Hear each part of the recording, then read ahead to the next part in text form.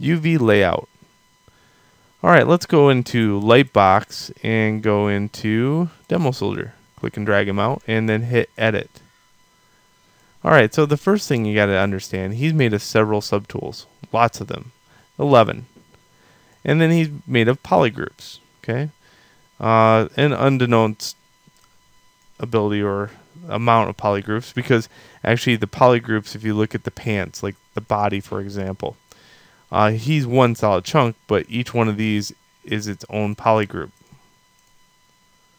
Okay, the leg are separate, this leg, his body, his arms. Even though that's one tool, it's probably about 6 polygroups. Well, UV layout works so well at 2 different scales. Let's say I wanted to do it based upon mesh. Well, I could go like this and say merge visible. It would make a clone of him and merge them all together and still maintain the polygroups.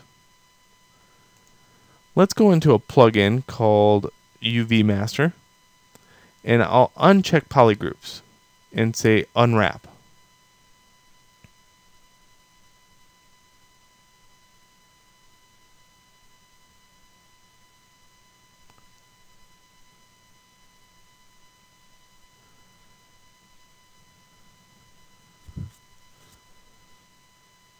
Cool. And I can go and flatten him. Now you can see that it discarded polygroups and it just went upon mesh. So his body and him are all the same piece. This must be his shirt, and only knows what these other parts are. And each one still has its own little polygroup section. Well, this left hardly any space for things. Let's say I have a lot of wasted space here, a lot of wasted space here, a lot of wasted space here, because the body is too freaking big. Okay? So let's go and unflatten him. This time, let's go to polygroups and hit unwrap. That wasted space is hurtful. You want to take up as much space as you can. That way the amount of detail is there. This time it's made 40 islands correlating to polygroups. And I can go in and say flatten.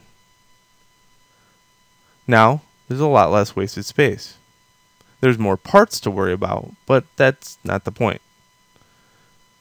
Okay, let's look at something else. Let's say I wanted to move some of these parts around. Now, the importance of working on a clone should be pointed out. So if I unflatten it and work on a clone, I always can go back to my other piece. That's the advantage of clone. But here's a clone. He's got the same thing. I can go flatten, and there's his parts. In fact, now they're brighter, and because they added a new skin shader to it. So that's kind of another advantage of making a clone. There's more advantages, but let's get into that later.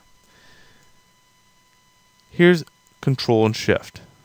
I'm going to take and get this part, hold Control, click anywhere.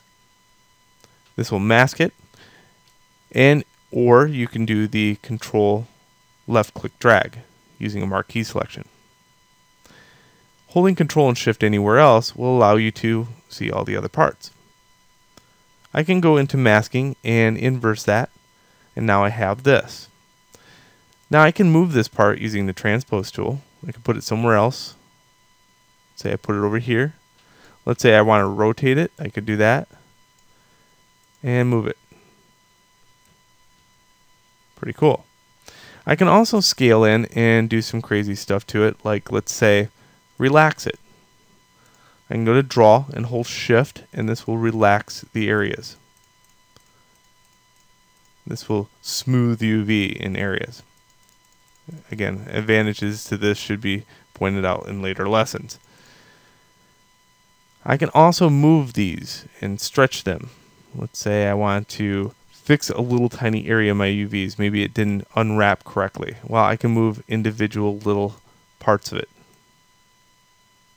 Okay, that often happens sometimes. Alright, well, when I'm done, all I do is clear the mask, go back and unflatten, and he has all good UVs. In fact, I can go to the texture map and say new from UV map, and you can see his UVs. And you can do a new from UV check and see that there is no red. Red is bad, by the way. But the real advantage of this is the fact that now he's got UVs all on the 0 to 1, branched across many parts, and all the parts are on the 0 to 1. So I can go back now,